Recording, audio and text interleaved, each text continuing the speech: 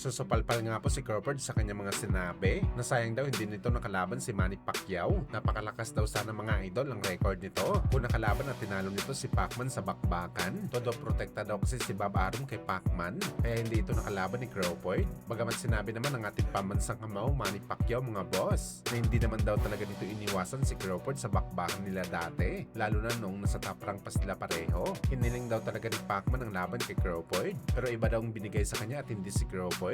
Hindi na daw talaga problema ni Boss Manny ang bagay na yon. Trabaho na daw yun ng promoter. Pero never daw talaga ito umayaw kay Crawford sa bakbakan. Kung saan mga idol, meron pa nga rumors dati na noong nasa PBC na si Pacman at nasa top rank pa rin si Crawford, hiniling ulit ni Pacman ang laban kay Crawford. Pero sa halip na tanggapin ang offer ng Pinoy Legends sa laban, nag-inarte ulit ang top rank promotion dahil maliit daw ang offer sa laban kay Crawford kay Boss Manny. Kaya hindi natuloy ang laban sa pangalawang pagkakataon. Well, sana manahimik na si Crawford dito mga boss. Hindi talaga nito masisisi si Pacman kung bakit hindi niya ito nakalaban. Sinabi pa nga dito ni Crawford mga boss na 2015 pa lang daw gusto na nito labanan si Pacman. Bagamat ang sagot naman natin dito mga boss, noong 2015 merong paggatas sa labi si Crawford. Panahon pa yun sa bakbakan ni Manny Pacquiao at Mayweather Jr. Totoy pa si Crawford sa mga panahon na yon. Malamang hindi pa ito napansin ni Boss Manny.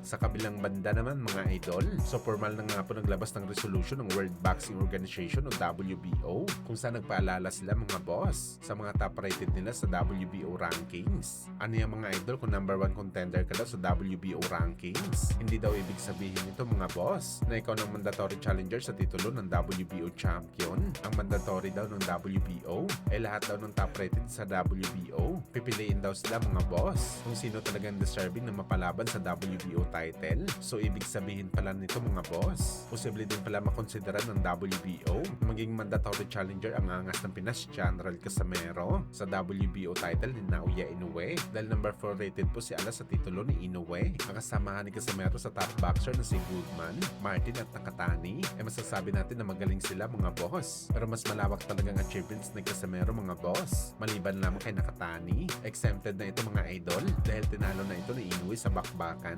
Sa madaling salita mga idol, pwede talaga anytime may pag-utos ng WBO ang bakbakan ni Inoue at Casimero. Well, talagang paborito mga idol para sa kampo ni Cuadro Alas. Ang mga sinabi ng WBO, talagang wala nang natakas si Inoue kay Casimero mga boss. Anytime pala pwede umapila si Koki Kaneda sa WBO at pilitin na ipalaban ang alaga nito na si Casimero sa Japanese Monster. Kung ayaw naman lumaban ni Inoue, at least mapalaban sa title fight si Cuadro Alas kapag binitawan na ni Inoue ang kanyang titulo.